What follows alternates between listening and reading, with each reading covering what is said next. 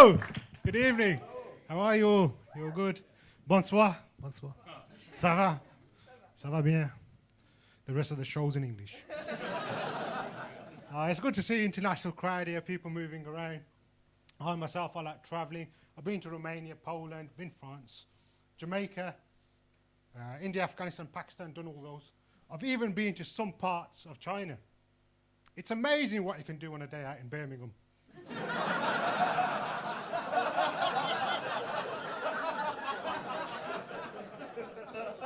Ladies and gentlemen, allow me to tell you a few facts about myself. At school, I was a Morris dancer. You know what that is? Yeah. I represented the school at the local church. I was also a maypole dancer. Did a bit of that at the summer fete. And then I grew up, obviously. Ended up in the Middle East. Took part in a beheading.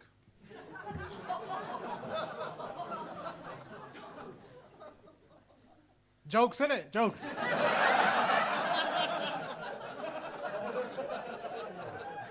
No, this is fucking real. Yeah, I'm back now, obviously. Slip straight back in. Don't worry about after March. I've been on the run for about 20 years. I'll never catch you. You're good. I do like my DIY as well. Any DIYers in here? Not like in a jokey way, like proper DIY. It's like a British pastime, isn't it? Yeah. What was the last DIY job you did, sir? A plasterer? Yeah. Oh, that's a profession. No, I mean like DIY. Nice house job. Yeah, like a house job. Fixing the shelves. Did you actually finish it? I did finish it. You're not a proper DIY.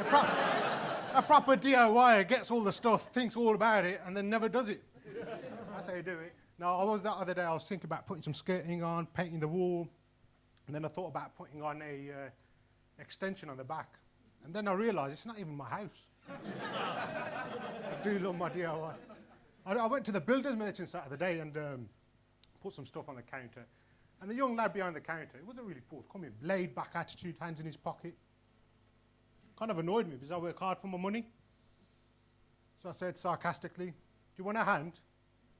So at that point, he took out his hand and showed me half a hand. So I told him to knuckle down and get on with it. Well, I tell you what, that lad, he'll make a great salesman one day. For no more nails.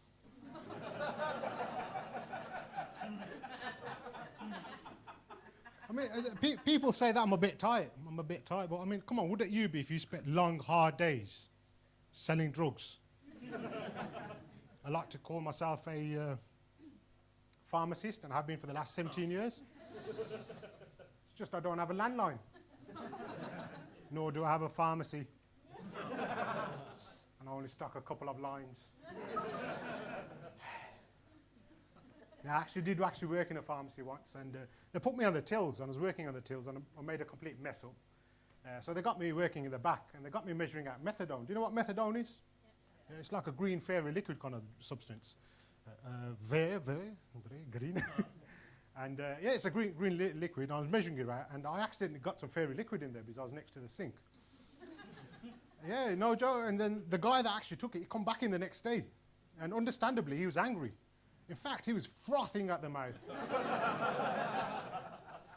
Got sacked from that job.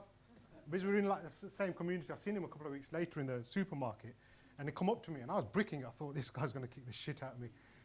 But he actually thanked me. I said, "What for?" He said, "I'm now clean."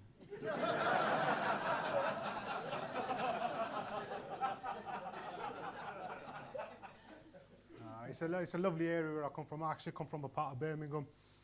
Yeah, we've had it's a nice, lovely area. I mean, we've been there for about 30 years, played loads of cricket there as well, at the local park. And once when we were playing cricket, the ball went into the bushes. So I went running after the ball, because obviously I was fielding, and I went looking for the ball. I couldn't find the ball anywhere. But what I did come across was a body, no joke. Seriously, it was just lying there. And because of the area that we come from, like doctors, surgeons, all that, we train for this kind of stuff. So I got down on my knees, and I searched the pockets for cash. I come out, traumatised, obviously, because I found nothing. And the boys turned up. They were like, "Oh, what you doing? What you doing?" So they went in, and then they come out. And I knew what they'd seen. They knew what I'd seen. So we had like a little mini conference. We couldn't ring no one because it was the times before the mobile phone, so we couldn't ring no one. No one's going to believe 10-year-olds anyway. We found a body. Oh, fuck off. Yeah, so we didn't know what to do. We didn't know what to do. So one of the lads, he lived close by. He went running home. He got another cricket ball. We carried on playing cricket. You know, it is a really lovely area.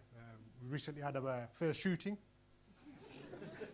like literally around the corner. Yeah, they're trying to stem blood from the neck with a piece of tissue.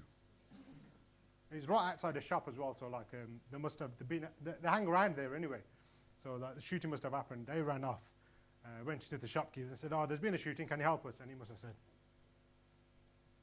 "Okay." One piece of tissue. But yeah, that's always happening, isn't it? In fact, I tell you a lie, it was the 3 shootings. I accidentally clicked on a video on it as well. Not nice, and I can't see it anyway. So I posted it on Facebook. Make sure everyone else traumatized from it as well. Have you heard of these genealogy kits? Genealogy kits? You know, genealogy kits are genealogy kits. You basically take a swab from your mouth and you find out where you're from. Yeah. So like, you know, where your genetic makeup comes from. And me and my wife did it. We sent her off and it's come back, and she's from mostly from Bangladesh, certain parts from Thailand and Vietnam as well. So we're thinking about going down and seeing that area as well. My DNA comes back from like the Hindu Kush area, so like hardcore area, you know what I'm saying? And yeah, we also discovered we're both cousins. Guys, you've been great. I'll be selling my DVDs at the back. I've got Finding Nemo, I've got Shawshank Redemption. Thank you very much.